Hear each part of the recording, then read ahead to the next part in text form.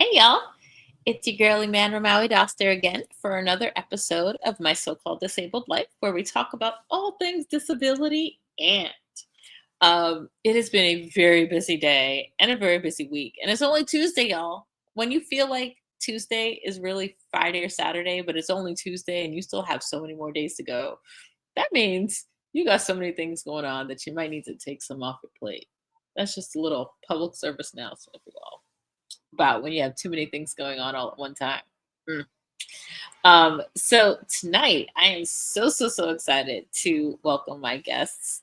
I've got Greg Moomjy and I've got Marianna Mott Newirth, and they are both from Opera Praktikos. I love saying that. So it's so cute when I say that like that. So I'm gonna bring you guys in. Hey. So Greg is a founder and artistic director, and he is a person with a disability with cerebral palsy.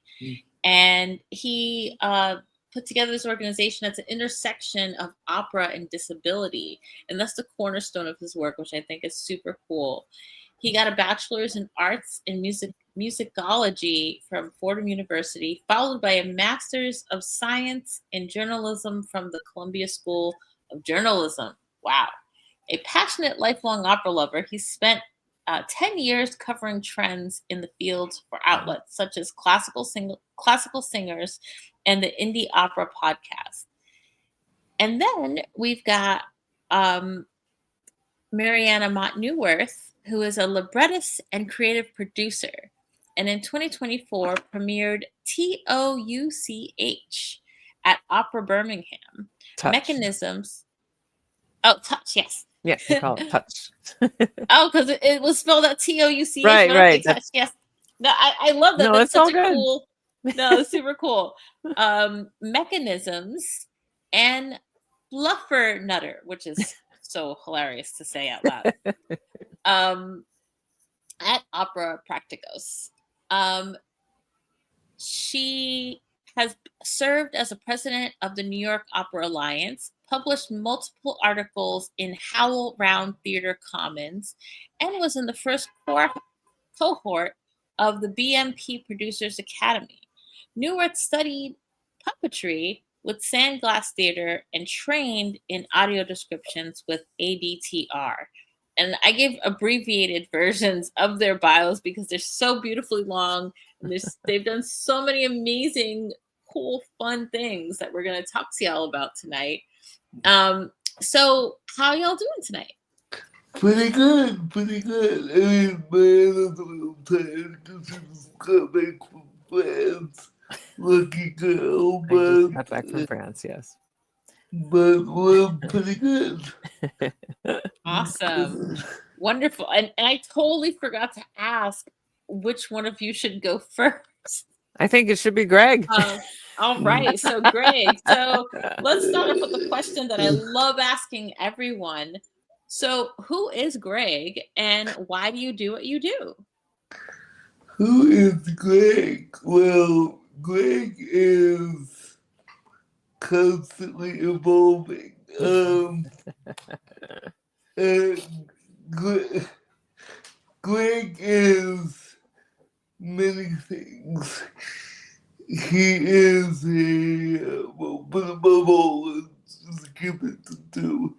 He's a self-obsessed opera nerd, which I think everyone in this business is. I mean, I just love the fact that you can go to the opera with the same people and have impassioned discussions over a variety of performances. Really, when I go to the Met, it's like being with my second family, really. And this, Greg is also, and I can't believe I'm going to say this, a disability activist at the intersection of opera, which is really,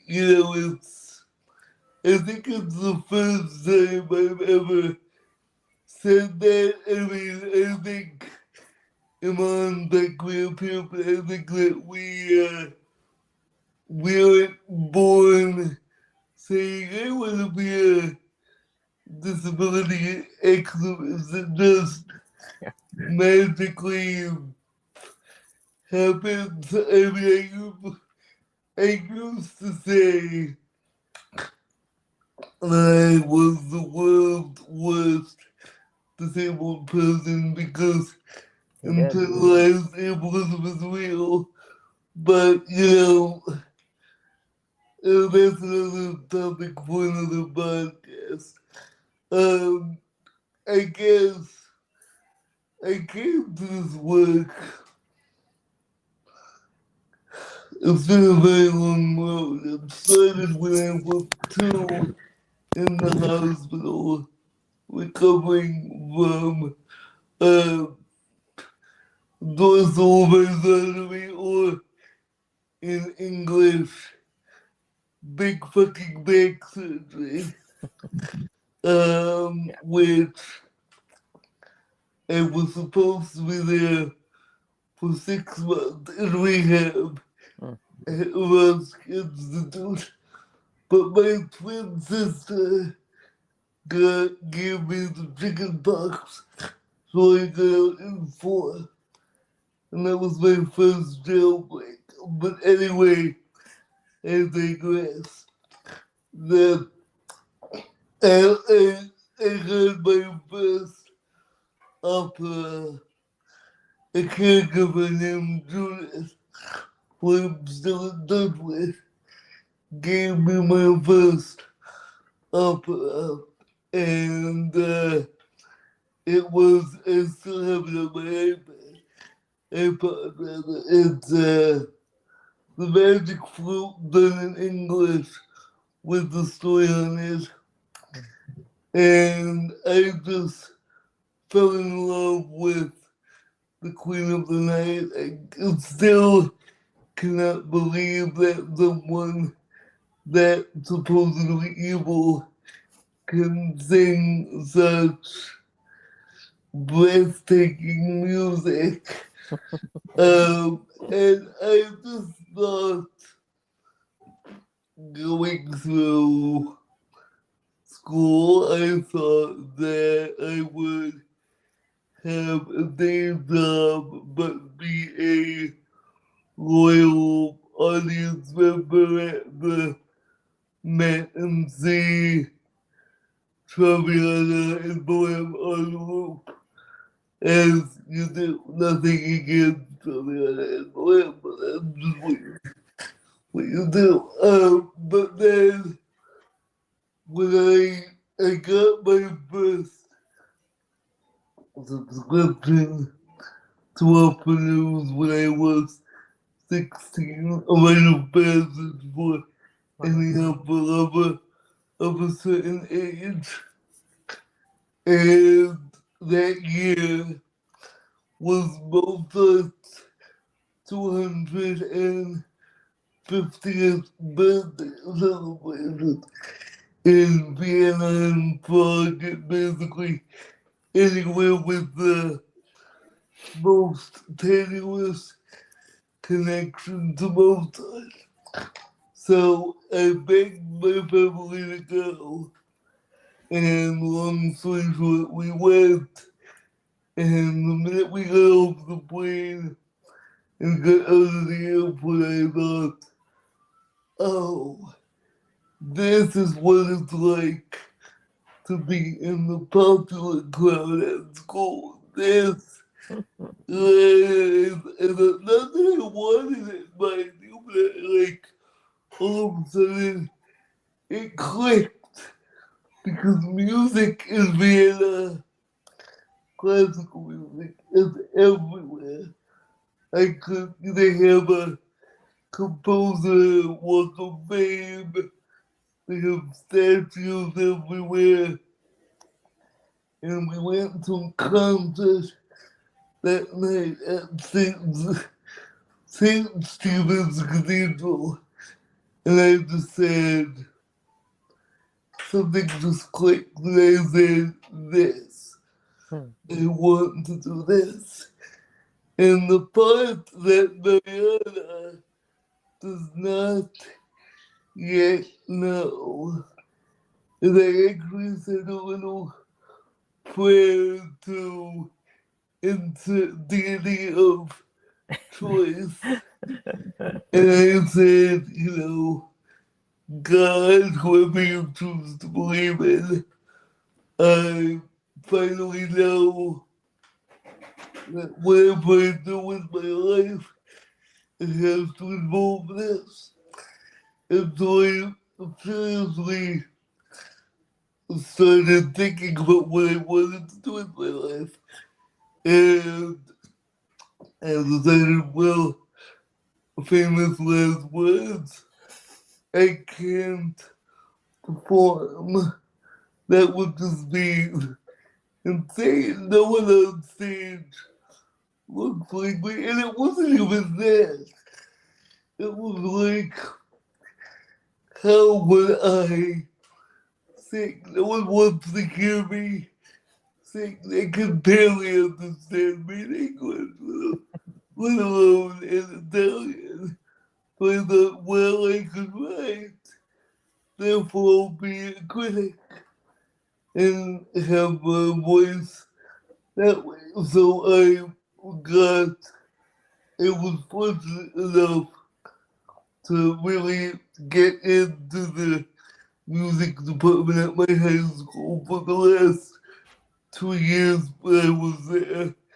And I learned about musicology. And I decided, okay, I'm gonna go to musicology and get a degree in musicology for undergraduate journalism in grad school. That way I could know what I was gonna write about and be able to write about it. And then fast forward, after graduation, people who are very dear to me would say things like, why don't you, get a job at the Metropolitan Opera, which no tea, no shade to the Met. I would love to do that, but there were obstacles to it. You have to have an internship in order to get in the door. And when you have CP and use a big ass wheelchair, who I now can say I love, scary. And I can say that it hasn't been that long, it's been like a week, but I do in fact love this thing. That's huge, actually, Greg. Yeah, but like when you go through the world with CP and use a wheelchair, you need to do a whole bunch of shit like PT, physical therapy that, other able-bodied people or non-disabled people rather, they just don't have to. So I couldn't even, dorm in college, let alone get an internship at the Met. And it was, so I couldn't even get in the door, literally. And just because I didn't have time. And so then I went around, trying to find a way in to this field that I love to almost insane proportions. And I met Marianna Mott Newirth at a professional development thing I'm doing on Weekends in Opera America. And she, as only she can, we've been friends for how long now? We're very, almost 10 years. Almost 10 years. We are super enmeshed in each other's lives, and Yeah, we are. she has a habit of asking what I call very witchy questions, which I have grown to honestly love. Well, thank you But for that. It's better than bitchy questions. So. exactly. I'll take which anytime. That said, like, I remember it was during a break, and I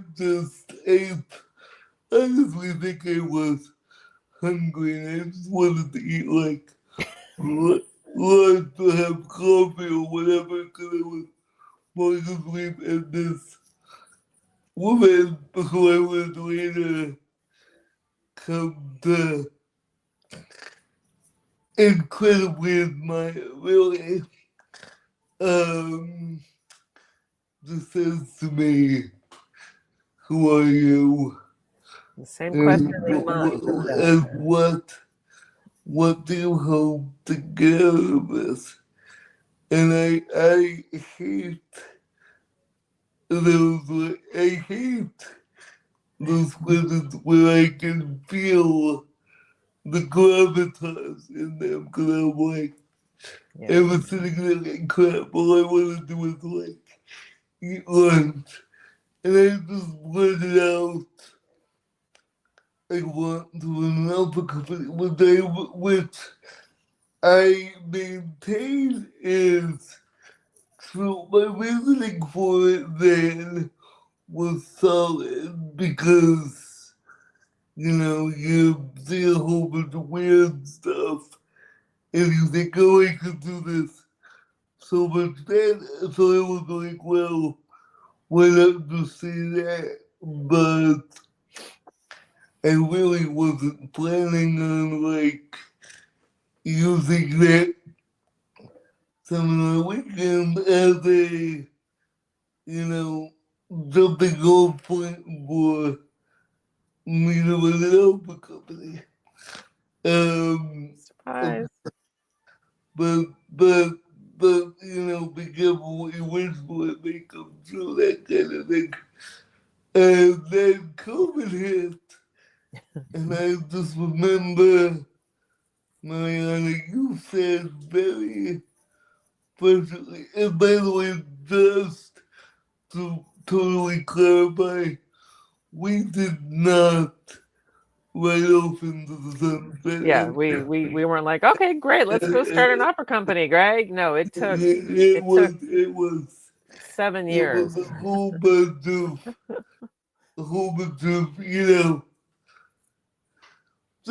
just friendship. 5 years, actually. Just really solid friendship. And Yeah. if you throw in a couple of freakish,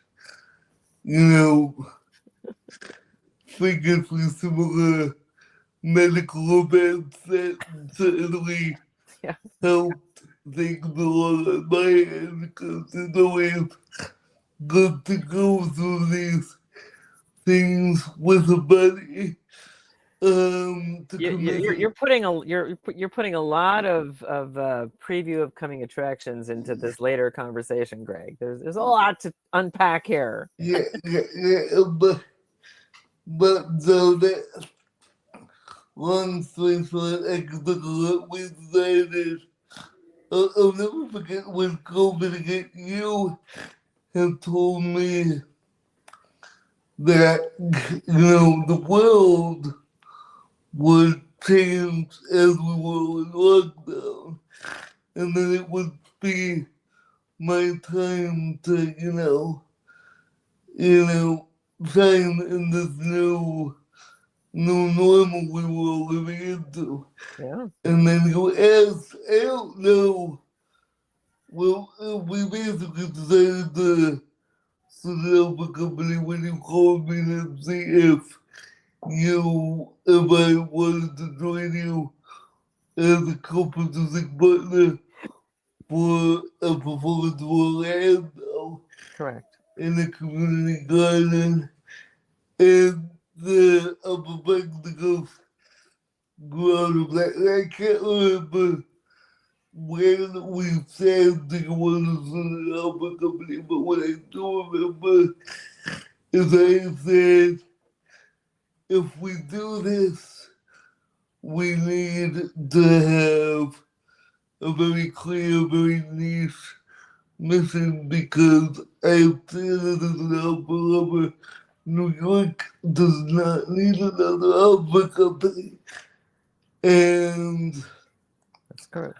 I just However, New decided, York does need a disability affirmative opera company. I just decided, like, Big difference. I just decided, like, you know, I had him on and put on the dead that over COVID I had come more into my disability identity, joining the support groups at the Weinberg CP Center at Columbia Presbyterian and the like, and writing about disability issues in New Mobility magazine.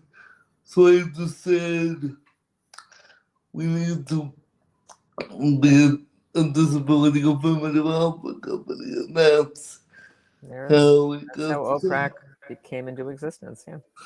long story long, I know, but that's how it all got started. So that's who Greg Moomjy is. Yeah. No, and that was an awesome introduction. So, and also, as you mentioned, Marianna, there's so much to unpack. Oh my gosh! So you went up. So we will come back to that because I really loved that you went into not only your love of classical music and of art, but also of just the sort of beautiful accident that you fell into disability equity work and you happen to have a disability. And so I love how that all came together. So we're going to let Marianna introduce herself and then I'll move on to the next question. So who is Marianna and why do you do what you do? Oh my goodness. So who is Marianna and why does she do what she does what she do? So I'd like to say, so Greg found opera when he was 2. I found opera when I was 45. And really, I had never even gone to an opera before I was 45. And in fact, I would mock opera singers. My apologies to all the opera singers who may be listening to this. But I had no exposure or appreciation for what opera was. And then when I did get exposed to opera, it bit me hard. It was like, where have I been my whole life? In a way, I've been a theater person since early days. I was an actress, I was a playwright, did a lot of stage management. So I've always had that producing sort of side to me. And I've a dancer. I was, as a little girl, I was a ballerina and a pretty good one too, I have to say. And so that my whole life, I have had a theatrical background in my entire upbringing, my entire life. And I kind of threw it all away at one point because just misogyny and just the troubles and trials of trying to live a life as a performer it was incredibly difficult. And so for several years I really abandoned my art, and then I rediscovered it again while I was a mother with young children at the time and a wonderful husband, which is it's a good good having a good partner to support you. And I kind of began to step back into this creative world that I had really let go of. And it was like a thirsty plant that hadn't been watered in 20 years or 25 years. And I began to rediscover kind of my creativity and my need for that creative part of me. So it was incredible. And it started with, oddly enough, Wagner. Long story long, my children were also instrumental in helping me discover Wagner and helping me to discover this creative side to me. So it's a story that I will go into at another time. But for this purpose, I really refound my path as a librettist. And once I discovered and began to understand what opera was, I knew I couldn't sing. I knew I had no musical training. I couldn't play an instrument. I couldn't write the music, but I could write the words, and I could learn the skills of being a librettist, because certainly the operas that I was starting to go see needed better, better stories, and stories that were empowering to women. Particularly, I was completely horrified by what passed as a decent storyline in a lot of the operas that I was going to see. So I knew I could make a difference in that area and start writing stories that were well constructed and had purpose behind them, and as well as a good story for not only for women but for all people. So I set on this path to start writing, learning how to be a librettist. I couldn't drop my job. I had just a regular 9-to-5 job, and I needed to continue that job. So I couldn't just drop everything and go to NYU, for example. And there were no courses that I could really take at the time, although I explored. None were available. So I just started to teach myself. I got like 101 opera books, and I literally just set myself on a 3-year course of learning about opera, studying libretti, discovering some distinctions that I could figure out for myself, and just keep putting myself into opportunities to meet people in the opera world, which is why I went to the Opera America Business Symposium, where I met Greg. I wasn't planning on finding somebody to start an opera company with when I got there. I just wanted to get my foot in the door as a librettist. But what's also really important to me, and why this connection with Greg was so visceral, is that I didn't want to just have a job in opera. I actually was looking for people who were up to something in the world, not just like, I want to be a star or something like, but I saw in Greg the desire to make something happen that wasn't yet in existence, if that makes any sense.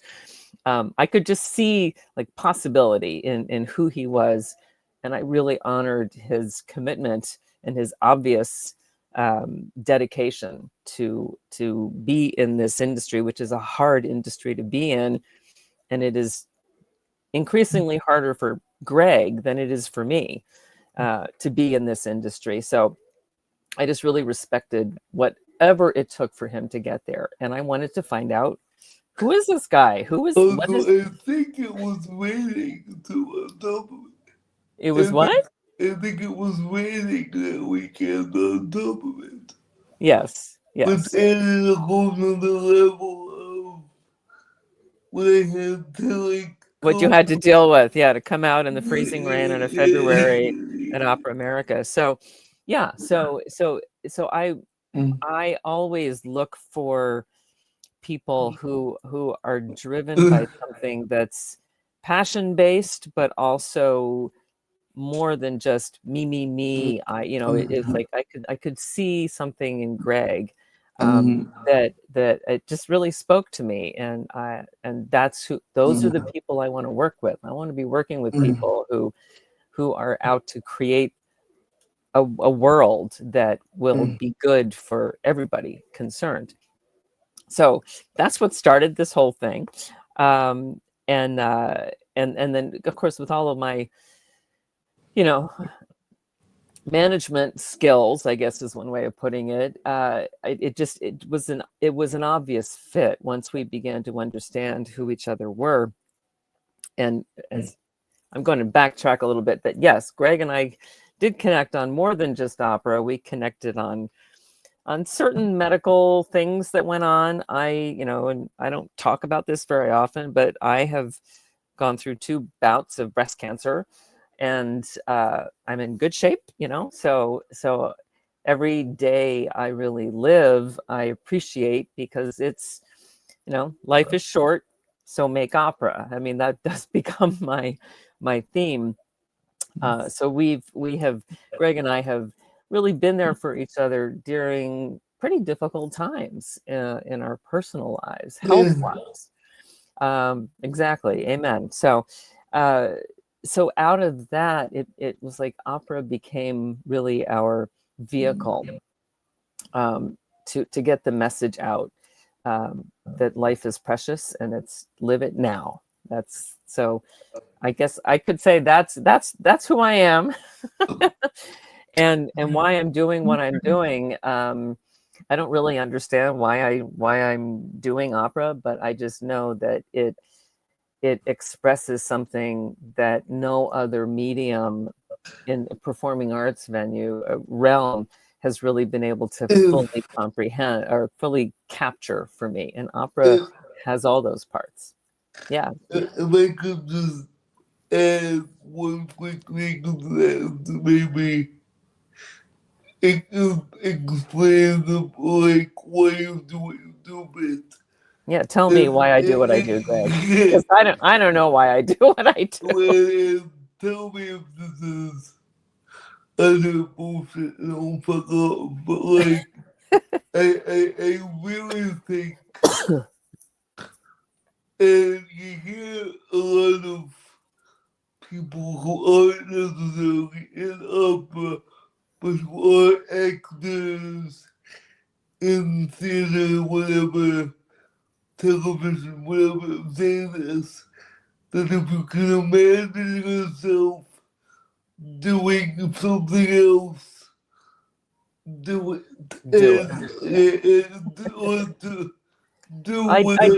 I did that for a few years, and I was creatively dead. Do whatever the other thing is to do that. Yeah. And I've had moments where I get up in the morning and I think it would be so much easier if I could just get a 9 to 5 and be done with this. I would have more financial stability, etc. But there is just something about this. Once you're bitten with the upper bug, you're bitten with the upper bug. There's just nothing, like, I would not be fulfilled doing anything else. I don't want to speak for you, but I think that's part of why you do the crazy shit you do. Well, I definitely did a pretty significant chunk of time that was just the 9 to 5 and doing what I needed to do to support my family, which of course is important, and I don't regret 1 second doing that.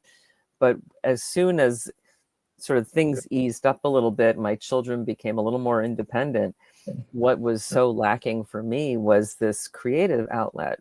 And as soon as I began to step back into that, life got incredibly richer and more complicated. But I think and I honestly believe my 2 children, who are now grown men and living lives of their own, They have seen their mother and their father, but they've seen me go through sort of a renaissance, and no one could have predicted that I would have been writing an opera about Helen Keller, 5 years ago. That was not going to be happening, but it happened. And it's, in fact, partly when I was in France for the last 2 weeks, and I'm trying to bring Helen Keller opera to Europe. That is what's next. This opera needs to be produced in Europe. I want to see Touch happening in Paris and in Lyon.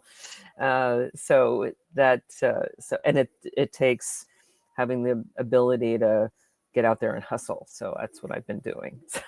and on that note, last thing I'll say, because I'm sure mine has a bunch of You have many other questions, Marissa.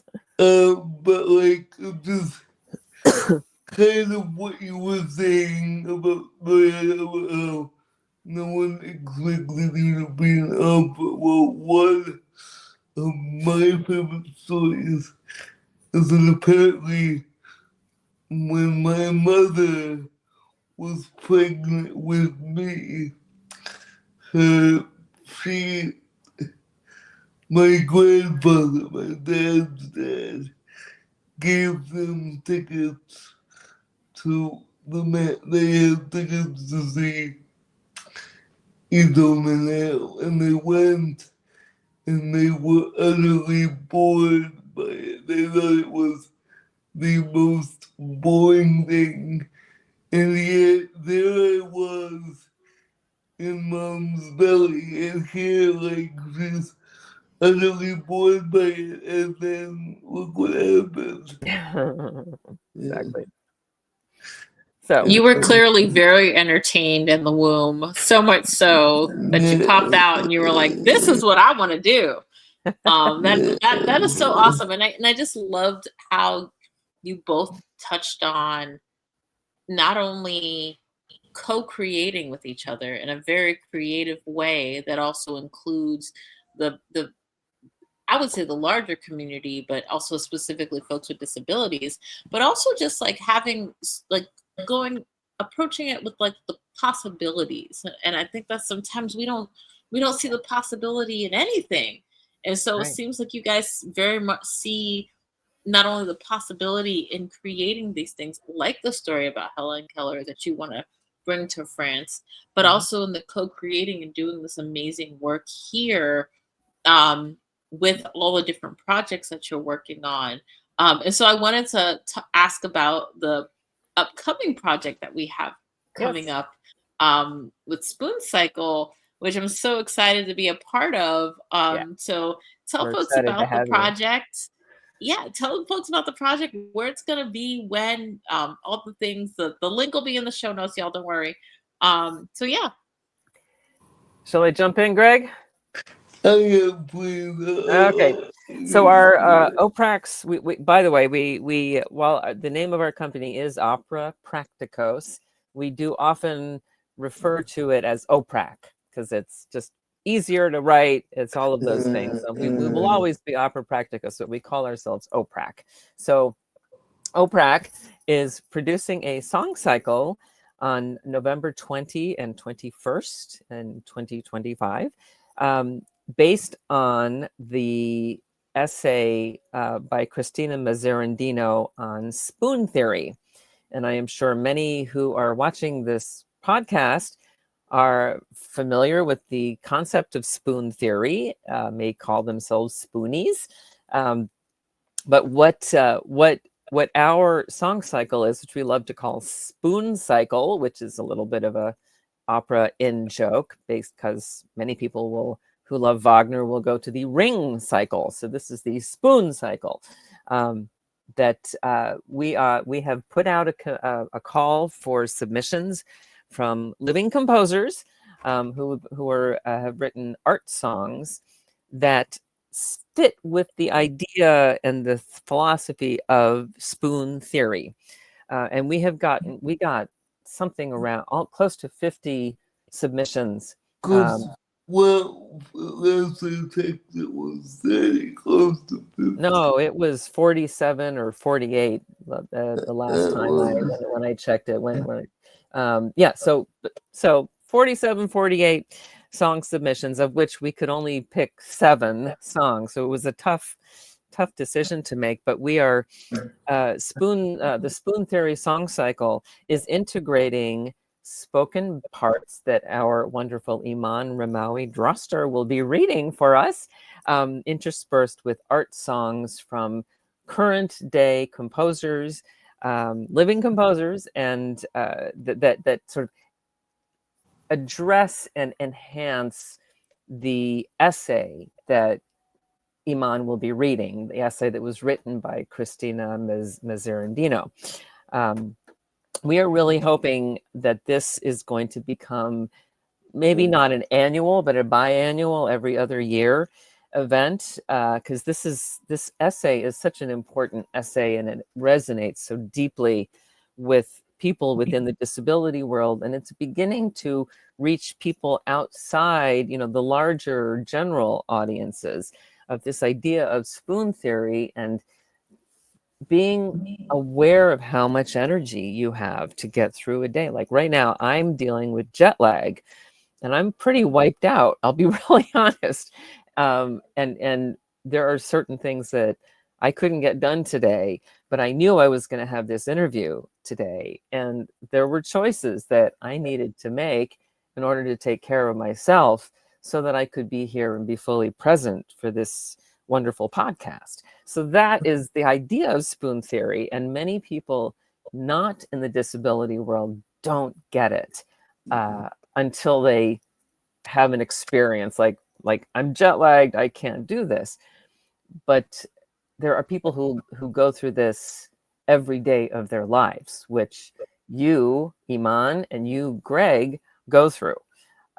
So it's really important for people who do not have a disability and do not live with a disability to see and hear and experience spoon theory in a visceral way. So this is why we have created a song cycle around it.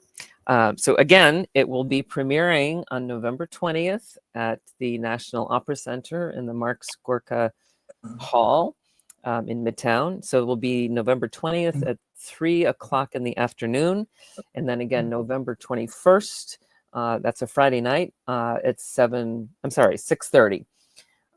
So tickets will be on the link that Iman will post. But we hope that this is something that it will be ongoing, because spoon theory is something that is constantly being uncovered and explored and understood. And we want to be working with composers and librettists who have a disability and want to express their disability through art song, through opera, through music and poetry. So this is going to become very much, this is mission driven, and this is the first time we're doing something like this, but we are hoping that this will be many times that we'll do something like this. So we have 4 hours left to go on this podcast. 4 hours left.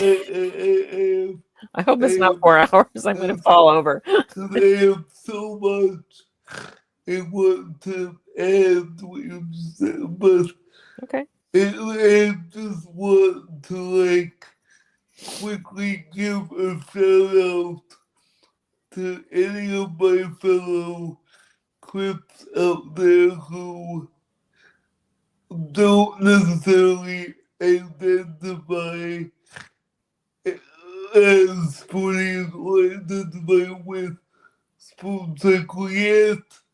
Believe me, I get it. I was one of you that was a period of a year or a year and a half where I was I don't know what spoon theory is. I don't know why people don't know the significance of saying you're out of spoons, but I do like the concept of reaching a limit and needing to take a rest. And I just want to say that as luck or karma would have it, I just, I recently took a trip to Kentucky and I had wheelchair problems because of doing that trip. And I found myself, as a result of that trip, writing emails where I was quoting the essay without even realizing that I was quoting it until I literally told Marianna today, I'm like, this work has made me realize just the extent to which I am a adherent of spoon theory. And Bravo. what I really, really like about the essay, if I may say, is if we just continue with the metaphor of the ring cycle, people say that the ring cycle is this big network that can be distilled to a bunch of conversations, intimate conversations between two people. Which is exactly what Ms. Arundino's essay is, yeah. Yeah, and it's like, we could try and get you to buy into the metaphor of spoons equal energy, but really it's about two people trying to figure out how to best be with each other and figure out what they need. And it's Beautifully said, Greg. really what opera, both within and without, or within and outside of Spectacle, is what Opera Praktikos aims to, put out into the world. And the last thing, I swear, but you know I can talk a lot.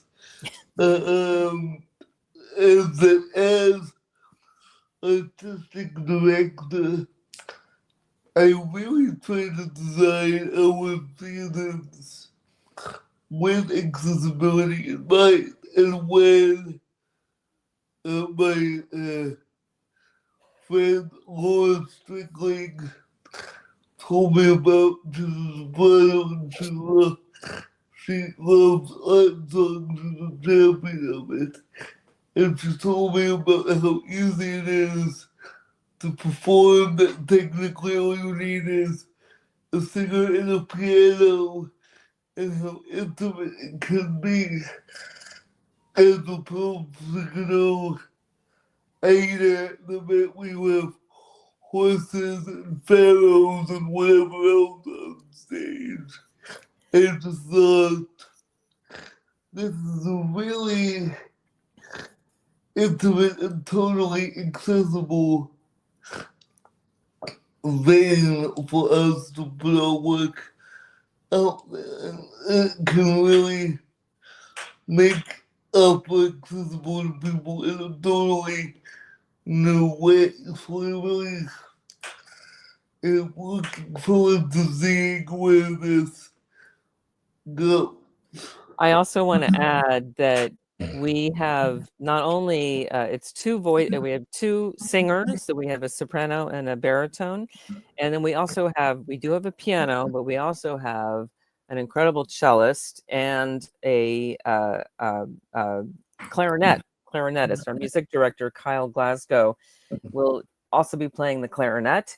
And we have on the bass is not sub bass. The cello is Mercedes Lysaker, who we found her through Ramped, recording artists, Oh, hell, RAMPD.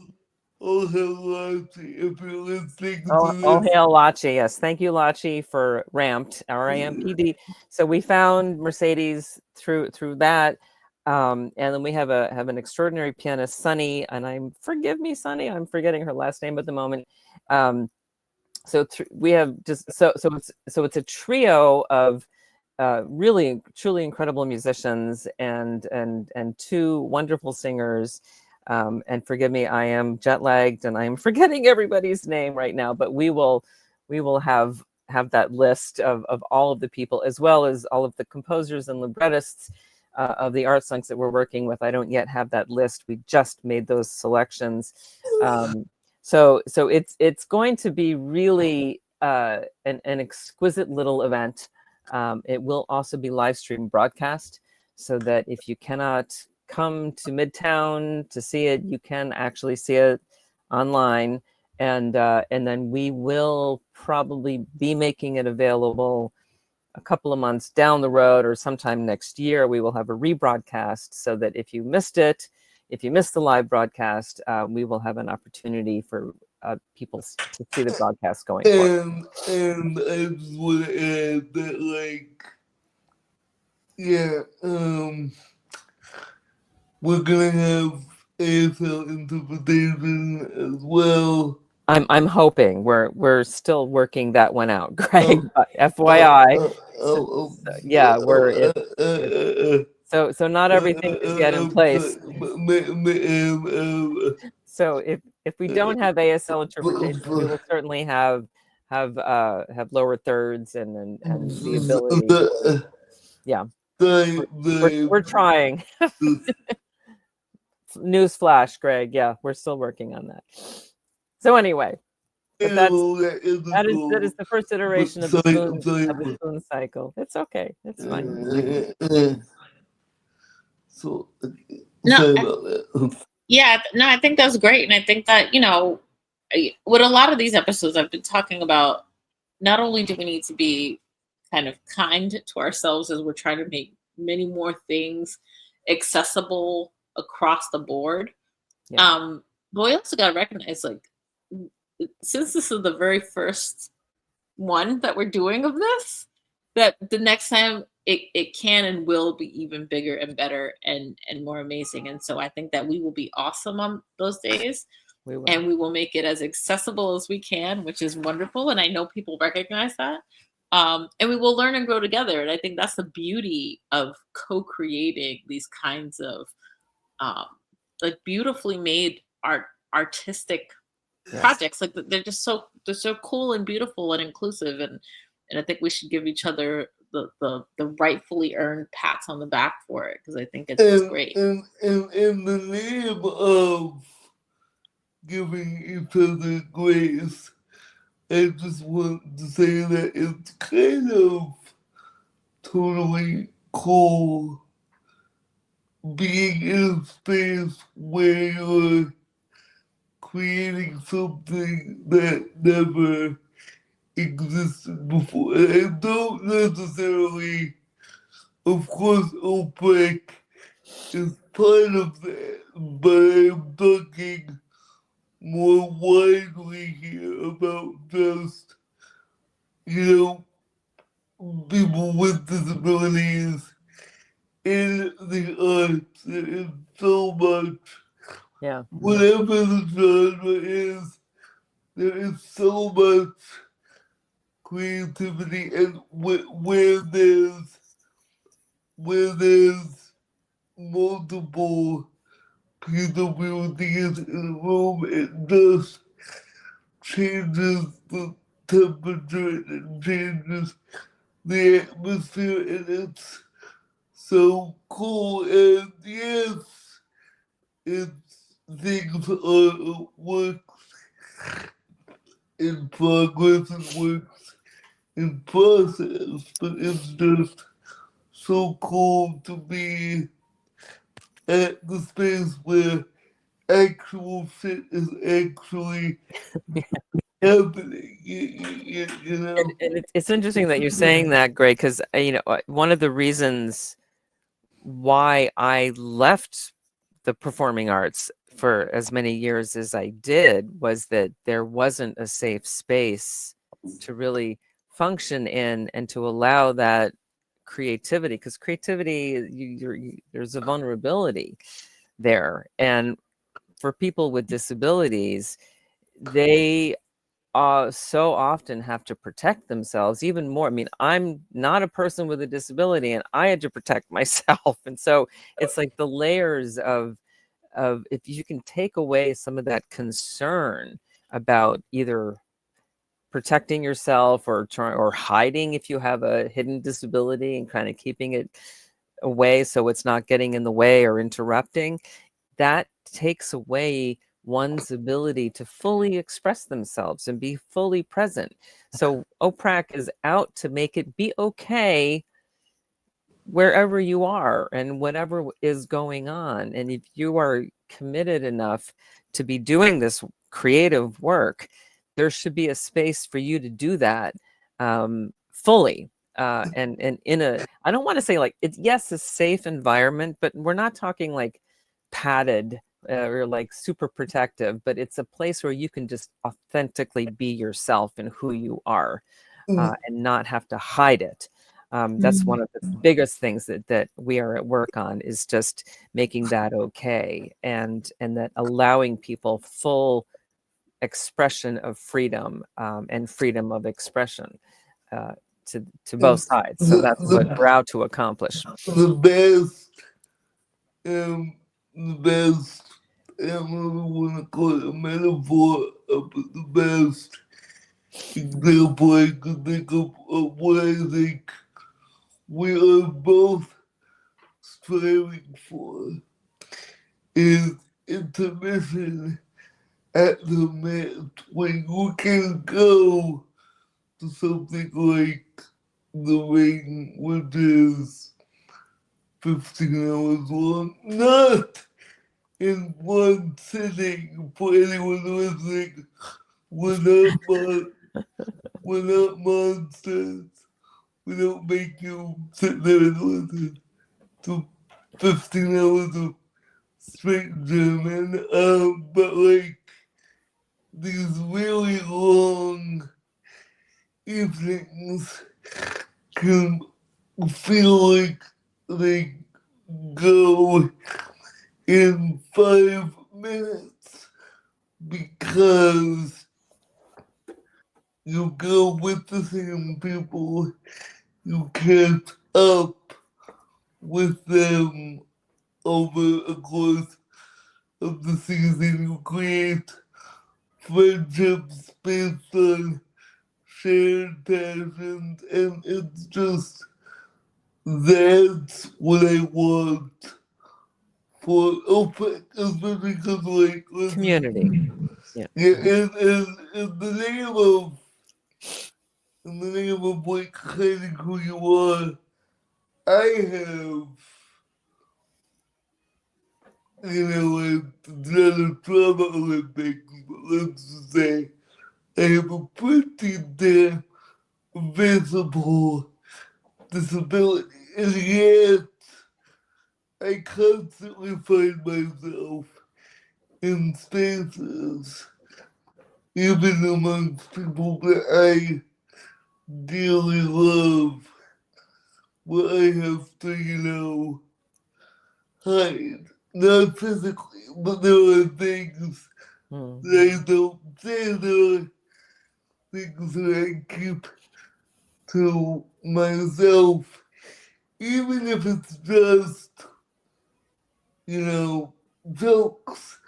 One of my favorite teachers who I'm still in touch with, one of my favorite music teachers, we go to the opera, we go to dinner beforehand, and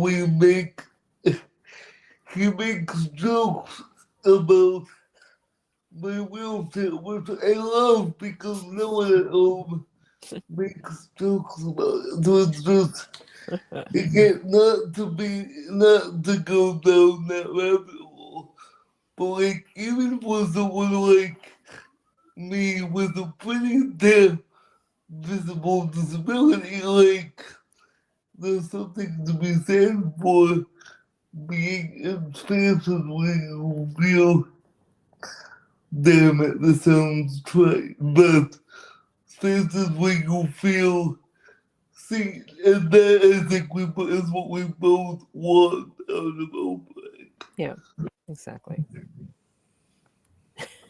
I love that you touched on that, because that was actually one of the questions that I was aiming towards, but you keep talking, so I'm like, okay, let's go.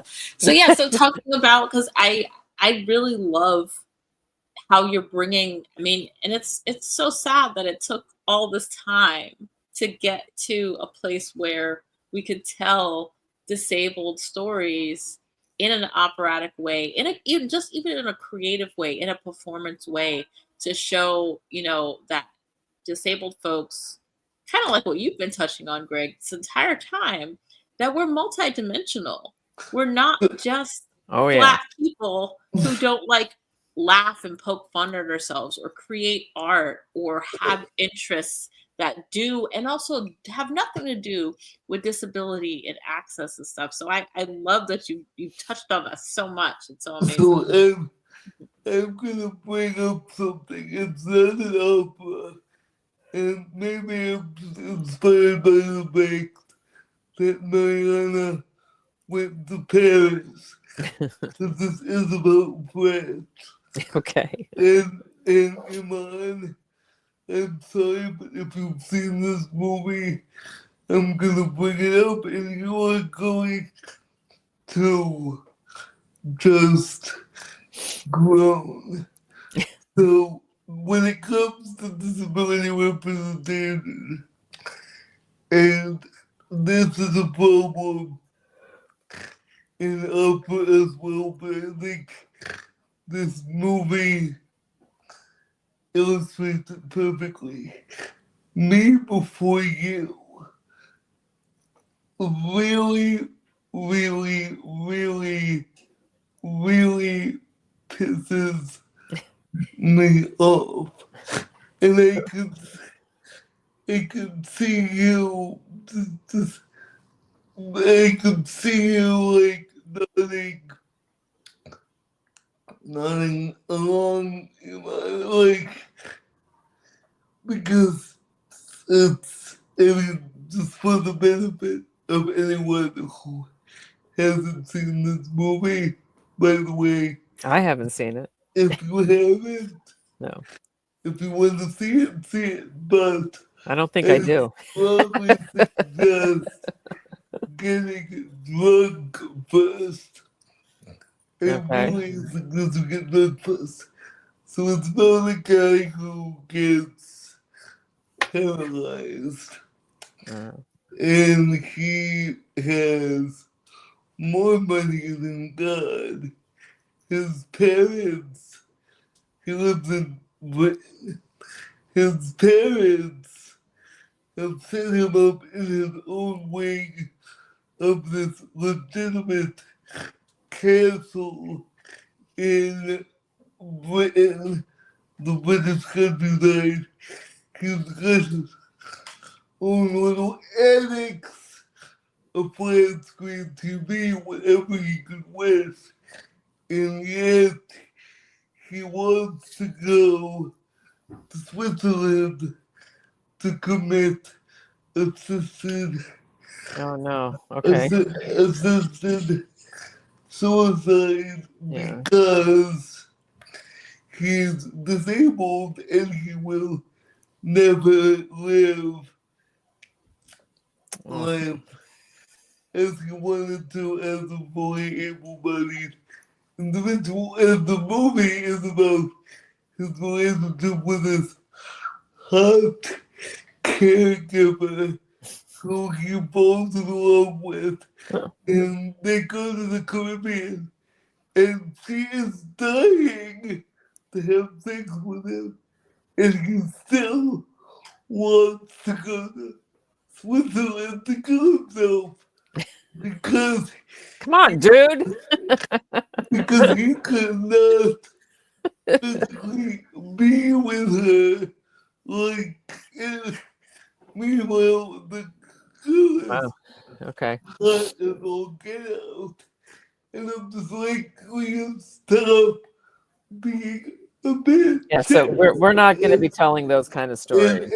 Yeah, and I had someone try to convince me years ago that it's not as bad as it seems, and there's also a book too, and it's it's actually a love story, and I was like, first of all, miss me with all of that. I am not watching anything like that or reading Yeah. anything like that. Like, thank you so much. I have my own experiences to rely on for that. So that's I think that is so great that you guys are shifting the narrative to be more honest, because oftentimes there are folks that are way outside the disabled community, like the lady who wrote that book, who have no personal experience or connection with it. I mean, unless I don't know. And so it's I think it's so great and authentic that you guys are actually telling these stories. And disability is a part of life. I mean, it really is, and everybody, to one degree or another, will experience a disability before they die, or they will certainly right before they die, they will be disabled. As we live longer, I mean, I'll probably get, I'm just gonna say this up America, you can, come at me if I'm saying the wrong thing, but there's a statistic out there that internationally, the majority of box office receipts are for operas by Mozart, Verdi, and Puccini. And the people who go to see Tosca because it's Tosca or Bohème because it's Bohème are, people who may need to get around in wheelchairs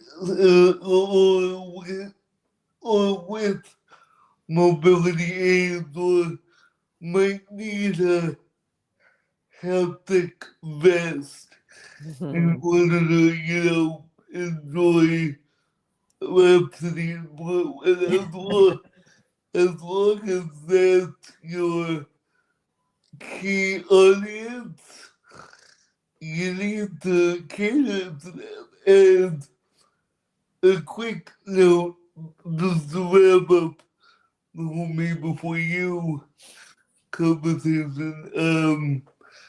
And so, first of all, I think it's funny that my sister's like, why doesn't he just go off into the sunset with his girl? And I'm like, yeah. But what I really want to say is, for anyone out there who, well, what I just want to say is like this.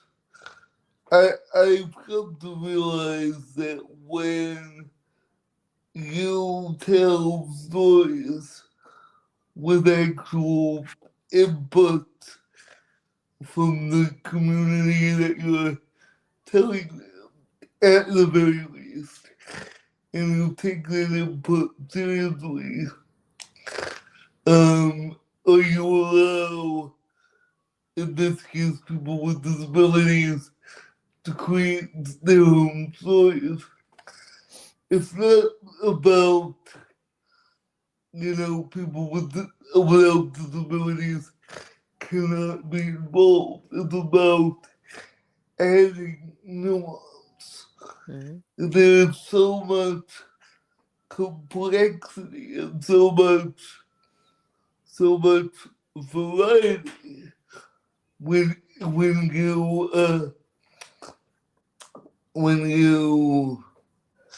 you add people with disabilities, and you give them what they need to tell their own story, which is what Marianna and I call disability creativity.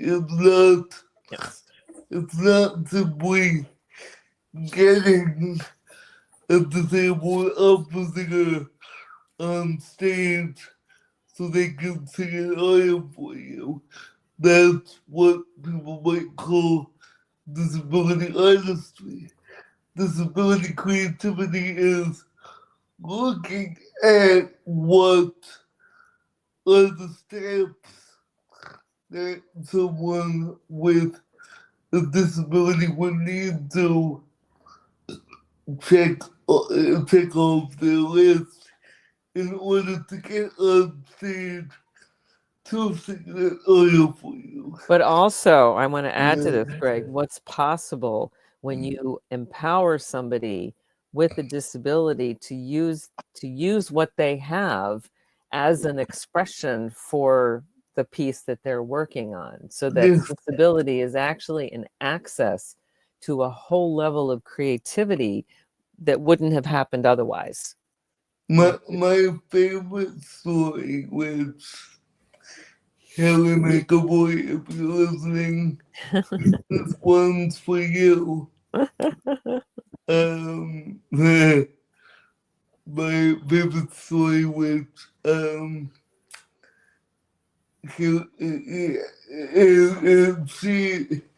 Haley is mental with ambulatory CP, which means that, she needs railings to go up steps. And when she was in school, she was in a production of Allentown. And by the way, she needs more than railings. But just for the purposes of the story, let's focus on the railings.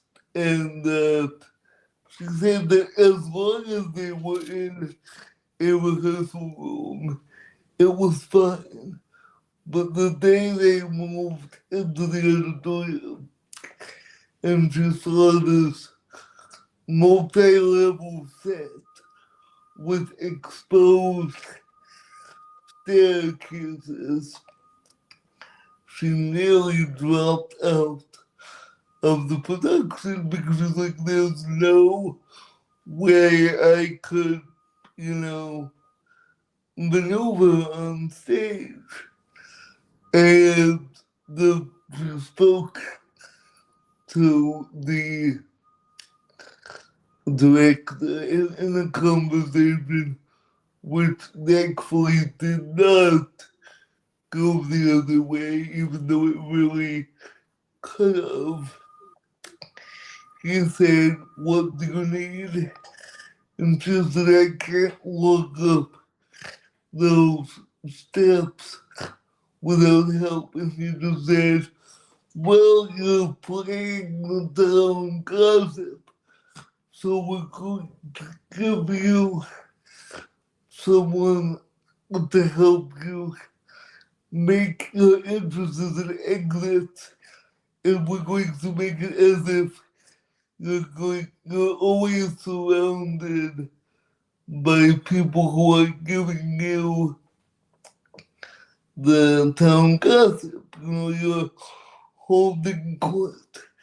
And that is a simple solution, an easy fix, which in my mind adds so much depth to the character, because at the very least, from the get-go, she knows what's going on. There you go. Disability creativity. I totally agree with that. And I think sometimes, especially when you have folks coming into the community from way outside of it, and they don't know anybody with a disability, whatever the disability is. Yeah. And I've experienced that a lot. I'm sure the viewers know by now. I'm a double amputee. I have lupus. have heart things, blood clotting things, nerve damage things. I'm like a Pokemon of disability with Barbie accessories. And I constantly meet people who are like, I've never met one of you in person. And it's so weird when it happens. I'm like, what? Like, Yeah. Or they might have, but they weren't ever aware of it. no. Right? It's like, yeah. Like okay, this is a whole can of worms. But it is one of my favorite cans of worms. So with an absolute amount you can relate. Like my family, I rarely participate in family group chats. But people in my family know that when I do, it's typically because Exhibit A, true story.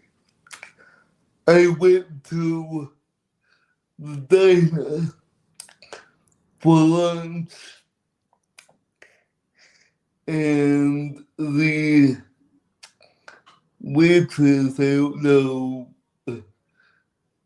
why she didn't say this before, she brings 2 menus, and then she goes about her business. She walks by me, sees me looking at the menu, and goes, "You can read?" And I'm like, God. And I'm just like, yes, I can read. You know, every once in a while, when someone acts that very egregious way, I just match energy. Like one time I was on the bus a few years ago, and this older guy got on. Now, it was the middle of the day. I got home from work early, so there were a lot of elder folks on the bus, a lot of other different people, a woman with her baby stroller, other people who clearly needed assistance or help if they needed it, right? I wasn't one of those. And he comes up to me, and I have my walker in front of me, and he's so, I don't even know if he was being a smartass or not, but he was just like, "Do you need some help?" He said it just like that. And so I was like, a conversation in my head with myself for a minute. I was like, how do I want to respond? And so I was just like, you know what? I was like, I don't need help. Maybe somebody else does. And he looked at me like I had 10 heads and sat down quietly and kept shooting daggers at me the whole time. I was like, you know what, bro? Oh my God. So last 2 weeks is, and I promise that this rabbit hole is done. Someone offered me money on the street when I was waiting for one of my aides to get a coffee at Starbucks. There was no room in the Starbucks. It was kind of tight, so I just waited outside because it was like summer. And someone gave me money when I was a block away from my building. And What did you say to them? You're like, "Oh, thanks, man." What did you do?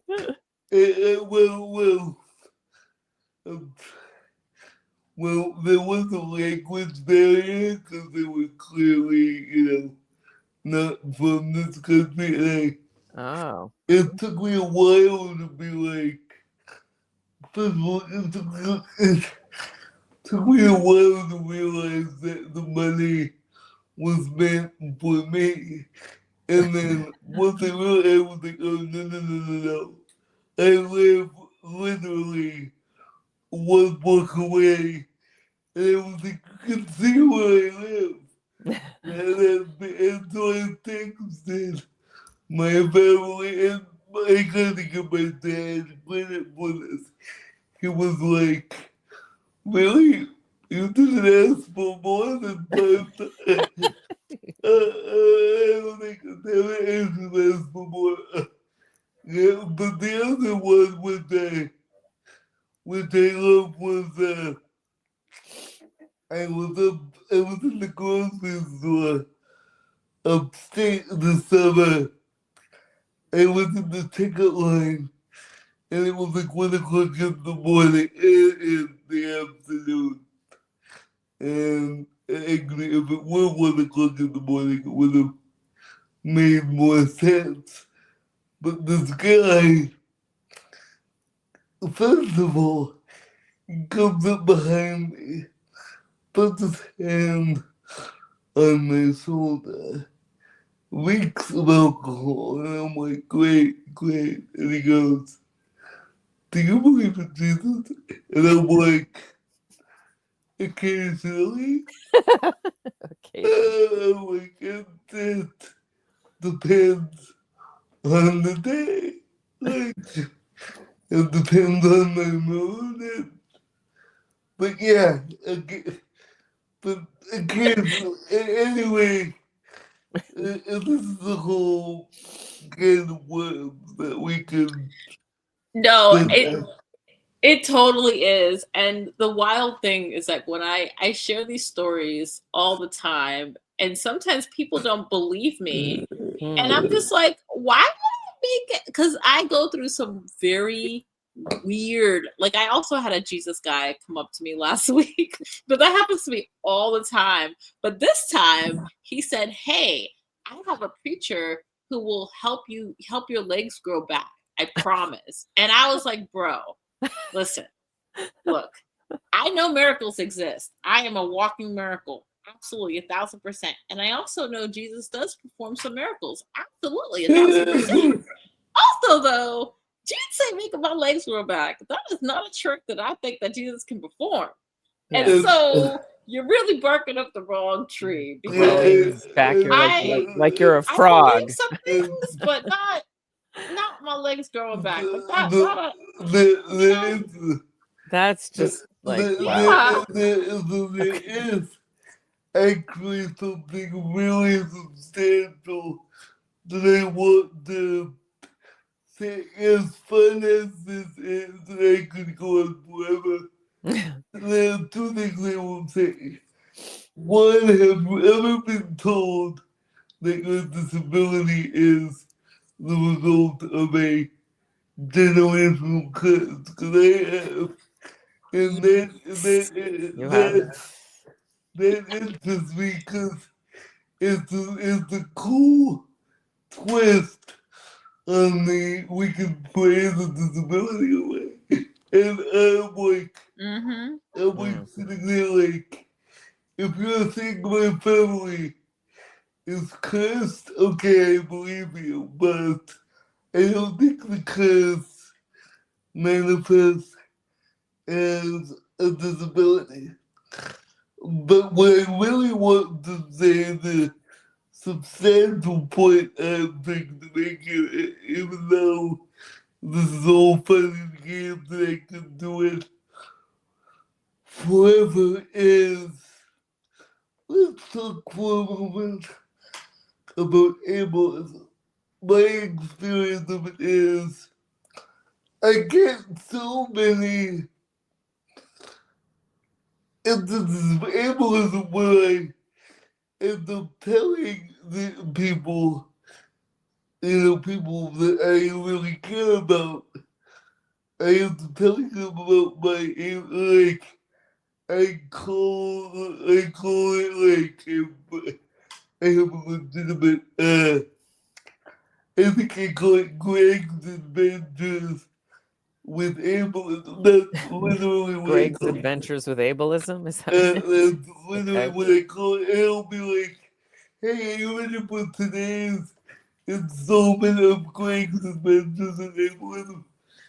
But and I'll tell people, family members, friends, these things, and they'll be like, why didn't you say anything? Or what did you say in response? And I'll be like, nothing, because I didn't realize that it was able to, like, I mean, I went to subs to see Jenna Bainbridge, a wheelchair user in subs, and the usher helps mom and I go by those seats, and he says to my mom, "Man, here's your seat," and the device can go next to you. The device. And I just start looking around, like, I look around the room, like, device, what device? Where? And then I'm like, by the time he leaves, I'm like, oh shit, he means me. And then I'm like, if I knew at the time, my response would have been, sir, you work in the theater. They do 8 shows a week. When the curtain goes up, we will see a wheelchair user on stage. And yet you call me a device.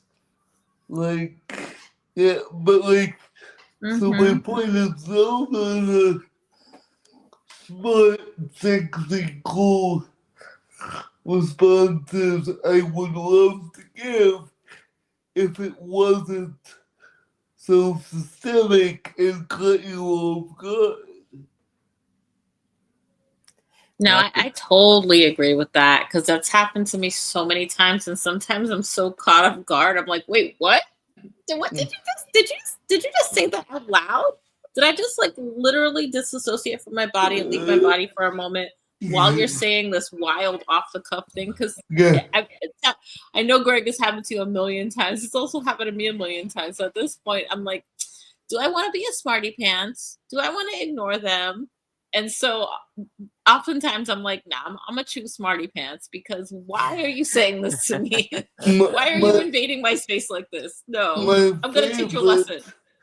My favorite, and to bring it as well to topic here, my favorite story of Greg's adventures in ableism, where, you know, Marianna was his trusty sidekick, was we were in LA at the Opera Conference.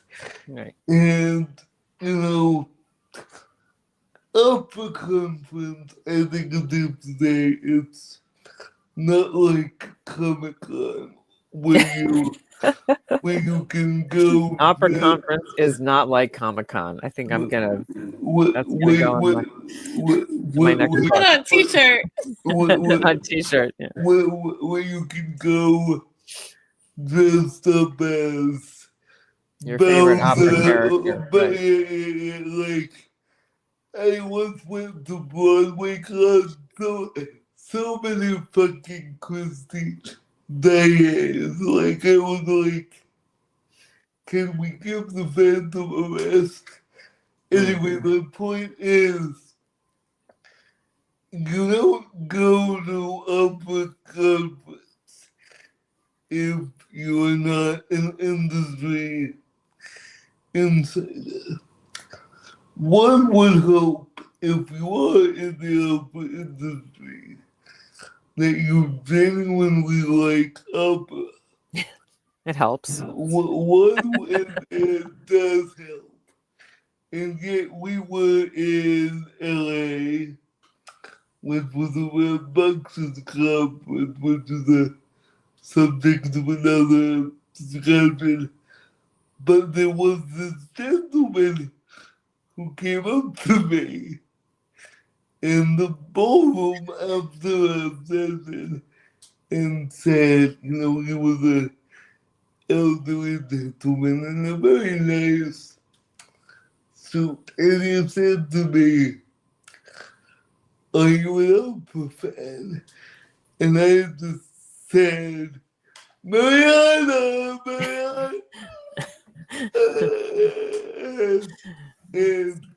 It's like, oh, I see you're at opera conference. Do you like opera? And you came up with me, and I was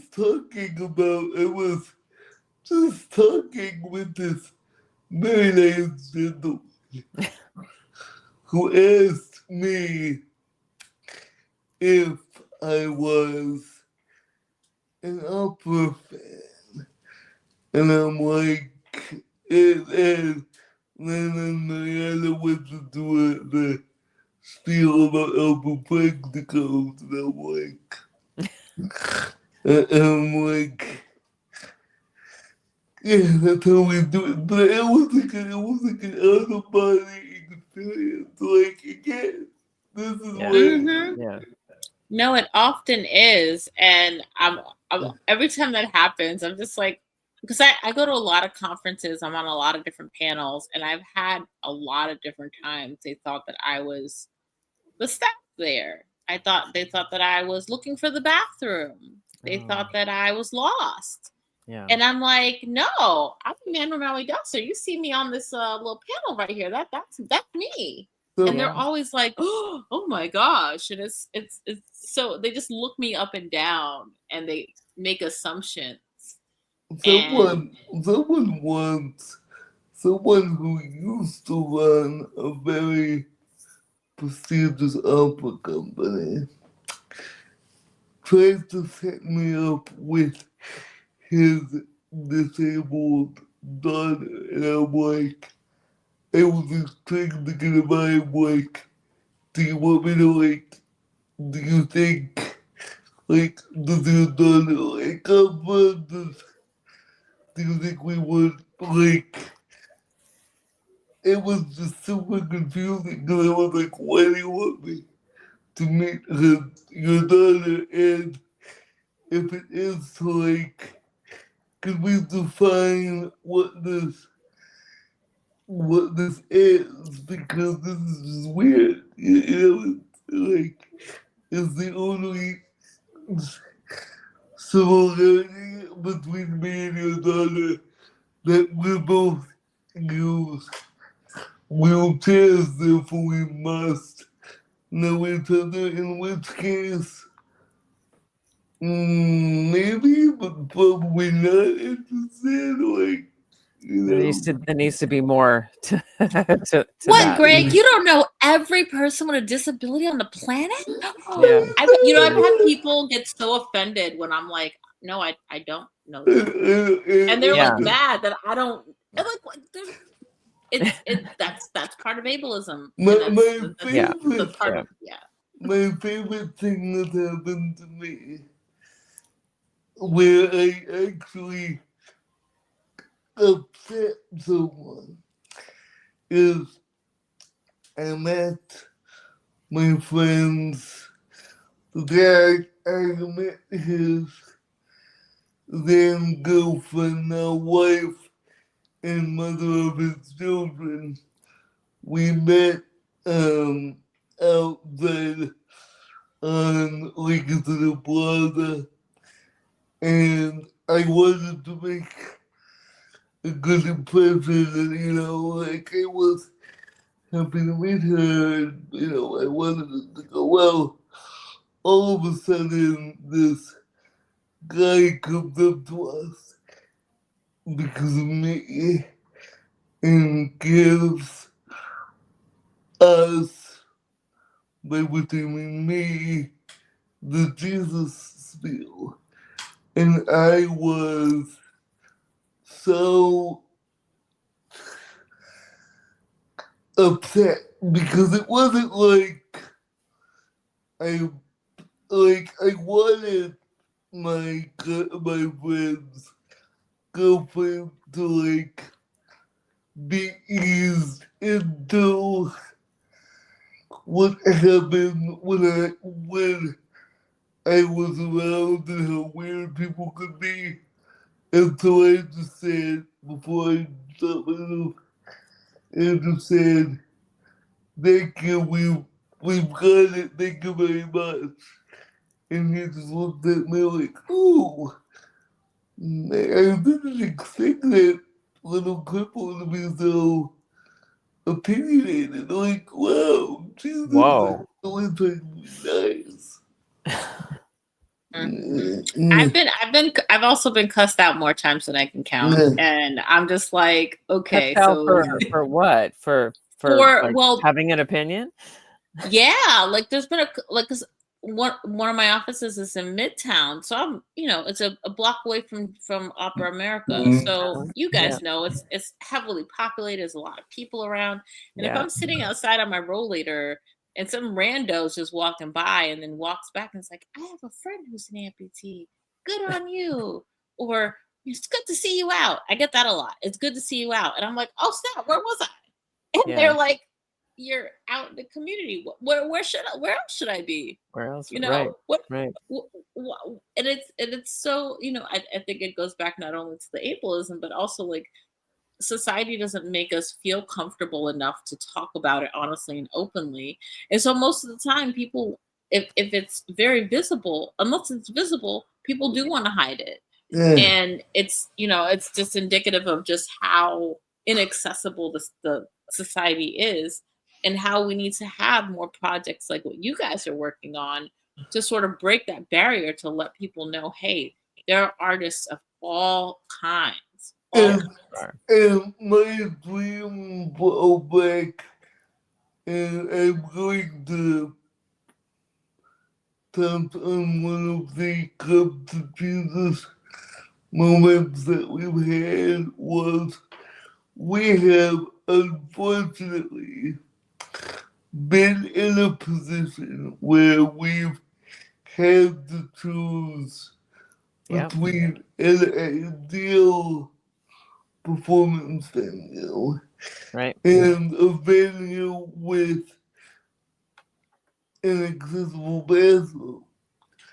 And one of our come to Jesus moments was like, I told Marianna, and this was to her credit, this was her dealing with her own. My own ableism. Yep. And with which I just want to give you props, major props, and major kudos for being able to admit it, because what people able to admit my ableism. Exactly. What So people, can I tell the story of what this was? Yeah. So we were. All right. I'm sorry. Did you have more to say, Greg? It was like with my wish for OPrak and for society. I artists, we don't have to make this kind of Sophie's choice decision between sacrificing a venue for accessibility, accessibility. And just my kudos on your ability to recognize it and to call yourself out, is because people don't realize that it's not a bad thing to recognize your own ableism, because it's it's systemic. It's the water that we swim in. I'm ableist too, and I have a shit ton of internal and getting people. So am I, and that's why we got to learn from it. Yeah. Well, I want to fill in the gaps here, Greg, because it actually was no, we call it a come to Jesus moment, and that.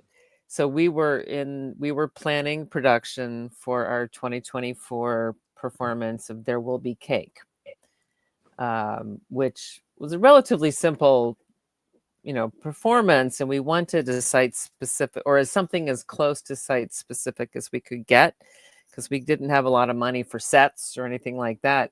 But we had found one space. It was a rather intimate space in Midtown, in this area, and it, like, the whole atmosphere was kind of perfect for what I was envisioning that this piece could really use. I mean, it would work well in this space. And the price was pretty good for the space. It was available on the dates that we wanted it. So Greg and I went to look at this space, and everything about it was like, check all the boxes. Yes, check, check, check, check, check. It's good. Except Greg could not get into the bathroom, and it was clearly not an ADA compliant. And when we asked about it, they said, yeah, we know, we don't yet have, I mean, it was an old apartment, or like an old elegant two-story or loft, or like something like a war, a pre-war building kind of a thing. So it was a beautiful space. And of course, in those days, things weren't built for, I mean, even now things aren't built for people with disabilities, but it was even less so. So the bathroom was definitely not accessible. But everything else about it worked. And we were getting down to the wire where it was like, we need to find a space like soon. So it was like the pressure was really on. And Greg and I it was a heated debate. It was a heated because I was really like, the show is, not even an hour. And there's no intermission. Who's going to be using the bathroom? If you let people know ahead of time, if they can't, it's like, I was looking for all of these reasons. Like, why am I sacrificing what would have been a perfect space for this show?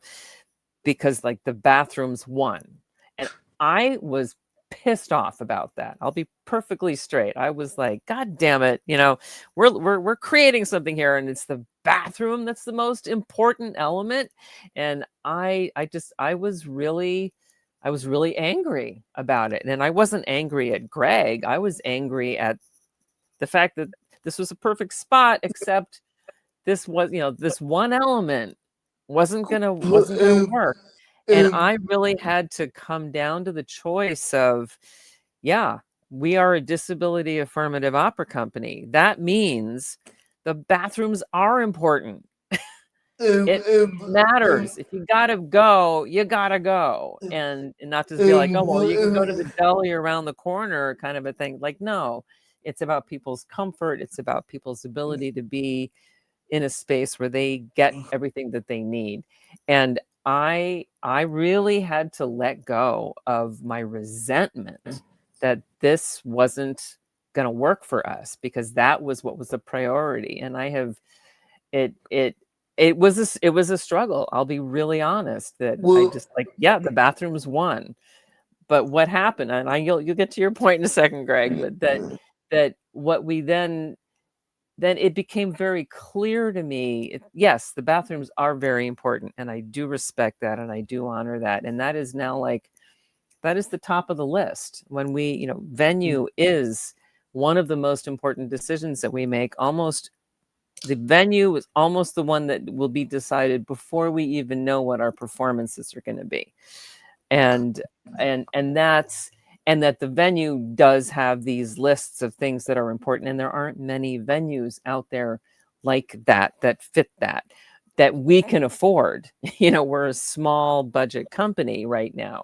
If I can afford, a bigger place that has all of the amenities, that would be fantastic. But when you're a small budget company and you need to fit, like, these are the priorities. So what we ended up finding was Asylum NYC, where we did produce There Will Be Cake. Not only was the space, I mean, it had its issues, it had its problems. It wasn't the perfect venue, but it had it had the atmosphere that we wanted. It was site specific. It was in a bar. Unfortunately, there was a column in the middle of the room. If we didn't have the column, things would have been better, but we had to deal with the column. And the bathroom, what Greg could go in and do donuts in the bathroom. And I was like, all right, this is our spot. It's like, I mean, for the purposes of your listeners out there, I am not ashamed at all to say that I have used since college, I've used workarounds. I use custom catheters. Now I use adult diapers, depends. So I haven't actually needed to go to the bathroom at the opera in a while, except I have twice in the past year needed to use the bathroom at the and it's difficult. People try their best, but you have to be at the right floor, on the right floor, You have to use the right elevator to get to the right spot. Yeah. And say the right password when they open the door, they get to speak using it, the planets need to be in the right alignment. So even, and it's still shocking for me that, I thought I was immune to it because I haven't had to use it for so long that it was shocking. It was like someone threw cold water on my face when I actually had to use the bathroom. But the way I remember of that, if you want to call it debate, I call it a discussion, but either way, it was a very serious conversation. Like, Yeah.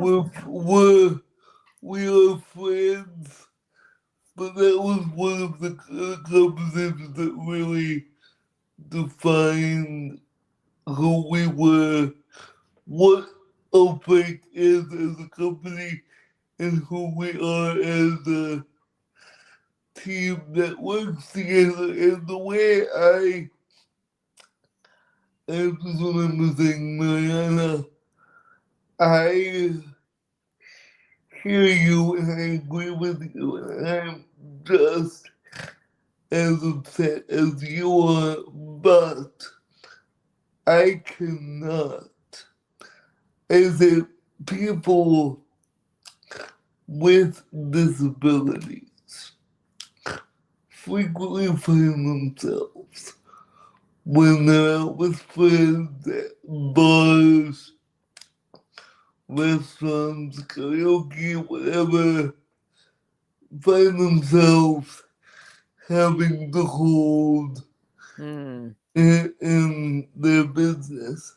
And that is painful in many ways.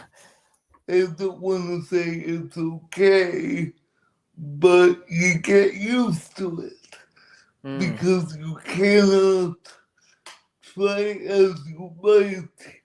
You cannot necessarily plan for a restaurant with the perfect bathroom when you're just out with friends looking for a place to eat and or get drunk. But but I cannot within good conscience because of that, because I know what people with disabilities go through on a daily,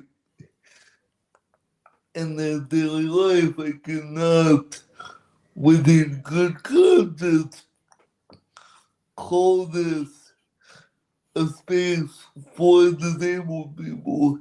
Right. And you are right. It is just an hour. But what if, someone even in that hour or less, someone may need to use the bathroom, and I cannot, if it's not accessible, I cannot call this a disability Amen. affirmative state. Yeah. And I think for me that it was probably the first time I had ever experienced something that you both probably have experienced a lot, in that, like, seeing the injustice of having this space and, like, you can't go to it, you can't use it. And so that was part of, like, what I was real, like, again, because I was not angry at Greg, I was angry at this situation that this occurs. And I really for the first time understood what it was that you guys deal with on a regular basis, that I definitely take for granted, being, oh, well, I'll just go pee, there's a bathroom over there, I go to the bathroom. That's often not the case for Greg, and maybe for you, Iman. I don't want to, I don't know, but it was like, the fact that I actually began to experience the injustice that you guys experience all the time. And I really got it, like, wow, this fucking sucks. This is not okay. And yeah, so it was a big moment for me to really get into your shoes. I'm actually curious, Marianna. Yeah. We haven't really spoken about this. How was it for you a couple of weeks ago when we went to the Met to see Cover and Clay?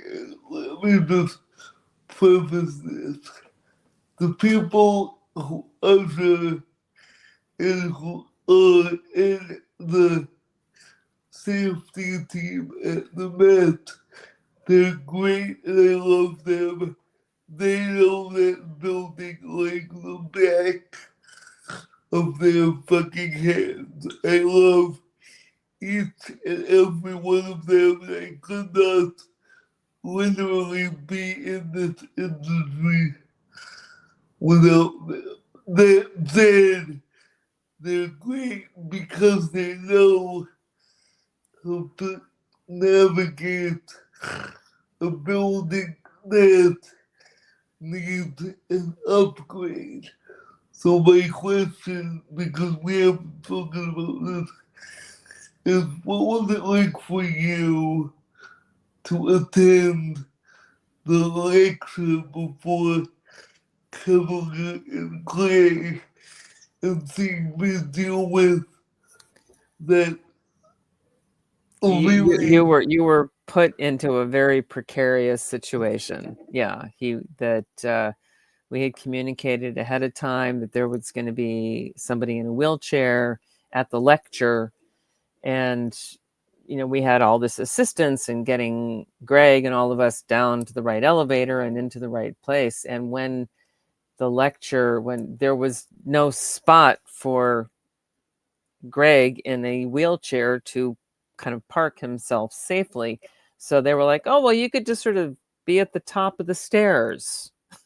And oh yeah, sure, we'll close the doors so no one comes in on that side. But no one did close the door, and people were streaming down next to Greg, through Greg, past Greg, around Greg. I mean, and I was worried for you. I was like, I know he's up there and he's not feeling very comfortable, and I'm a few rows down, and you have your aide there. There were a couple of different people there who were with you, but it was just like the whole situation was really uncomfortable.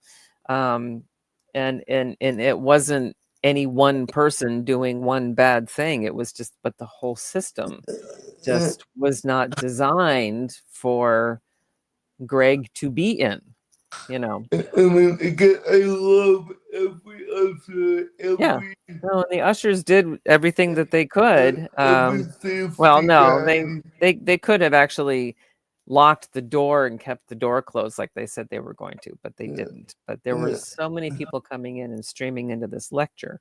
But it was nerve-wracking. Yeah.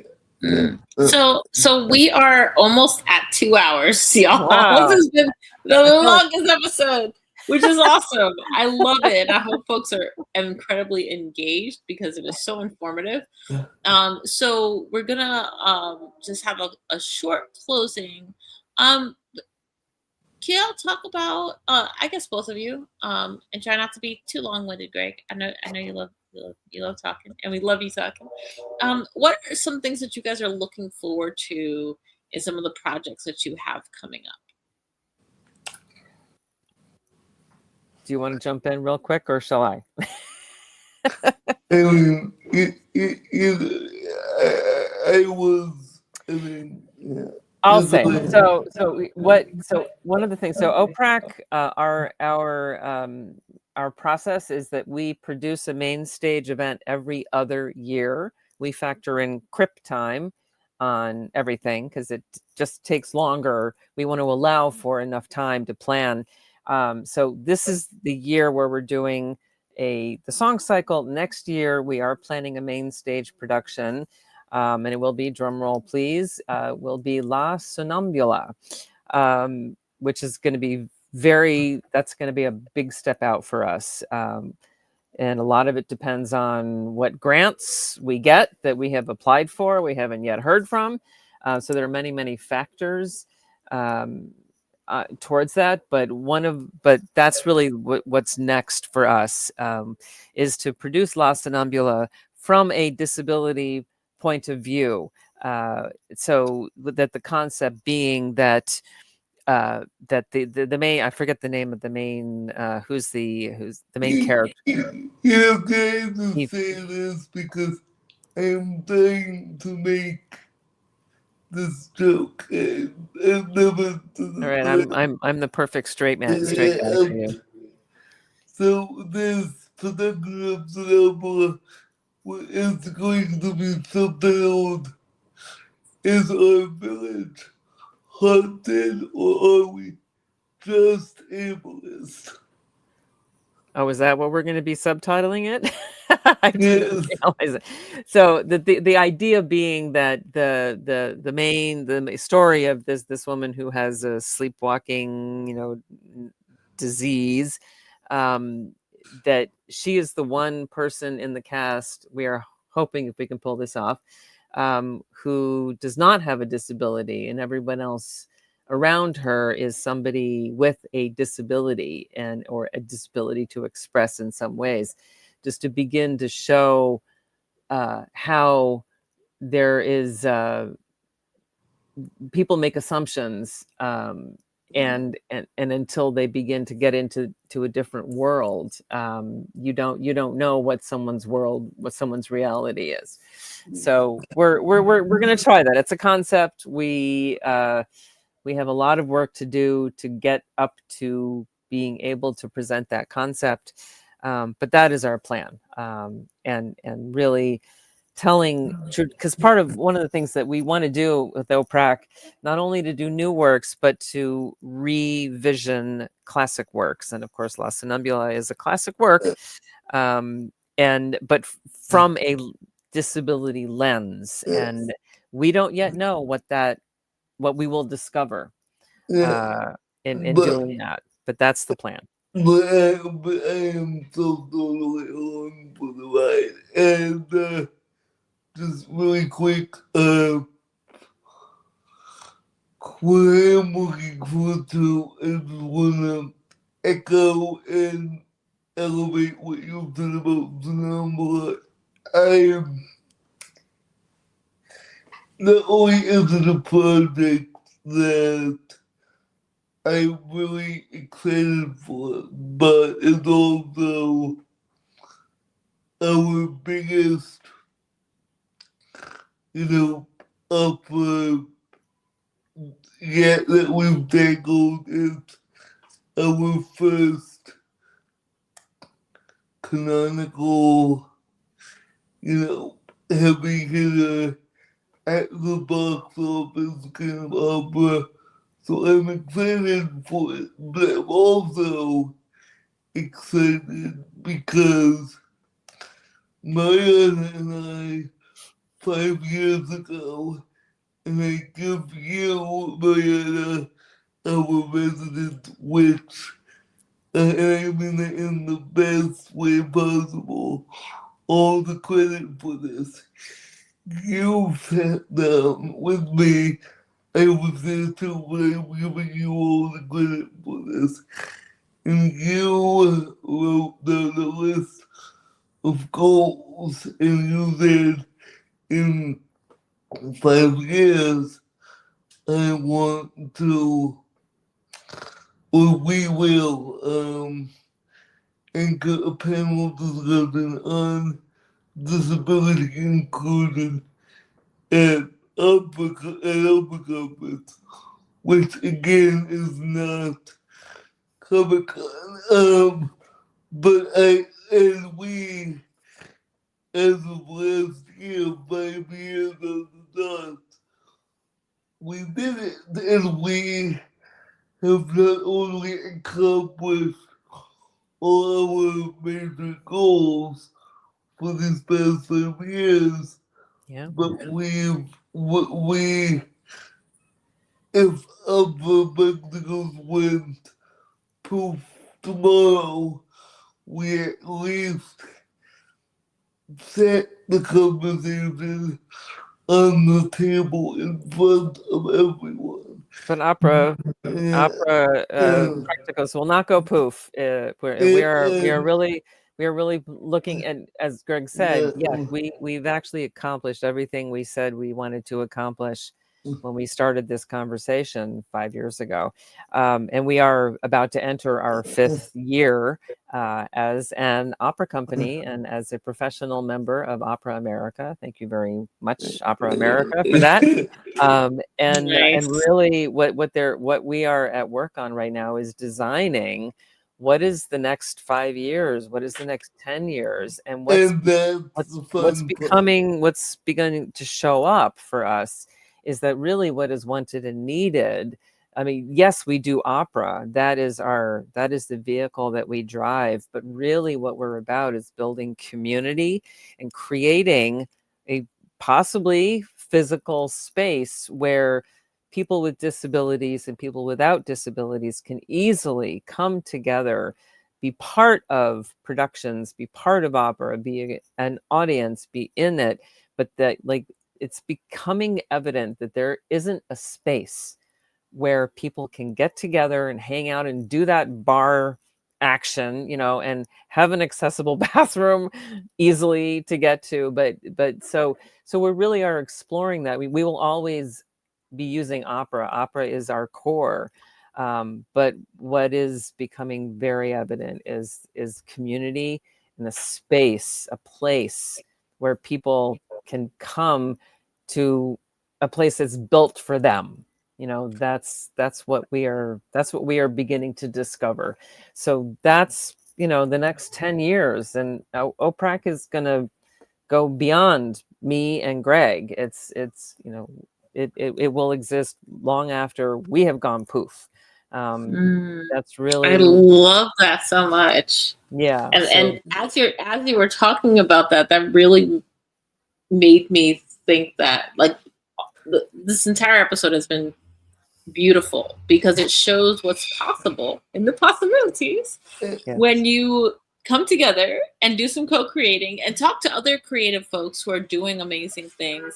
And also when you recognize that there's so much untapped talent and beauty and artistry within our communities. And that almost makes me think that there should be you guys do a little workshop for young people with disabilities who want to write operas and then do a little production at the end or something.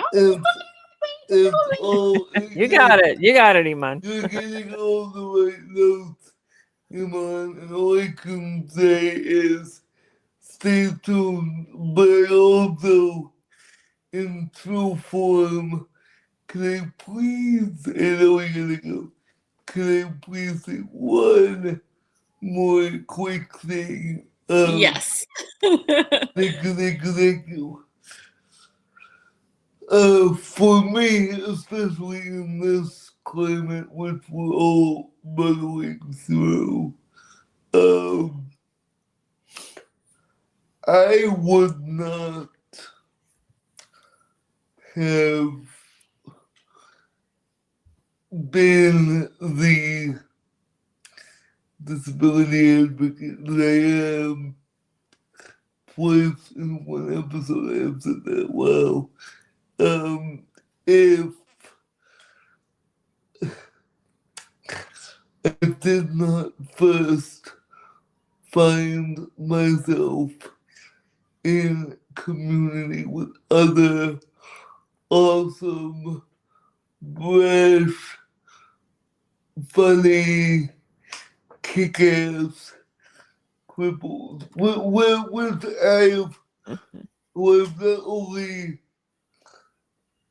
become friends with, but I've learned from, and I've shared experiences with.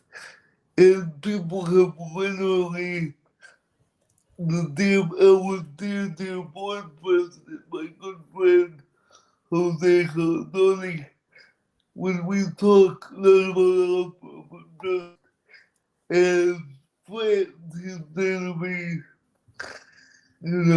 I was where you were 10 years ago, and it took me 10 years to get out of it. So just, we share experiences, we help learn from each other, and there's really no way of, there's really very few models of how you can adult as someone with a disability. So like, and especially in this climate where it's all those support organizations are being taken away, not to be morbid, but it is what we're going through now.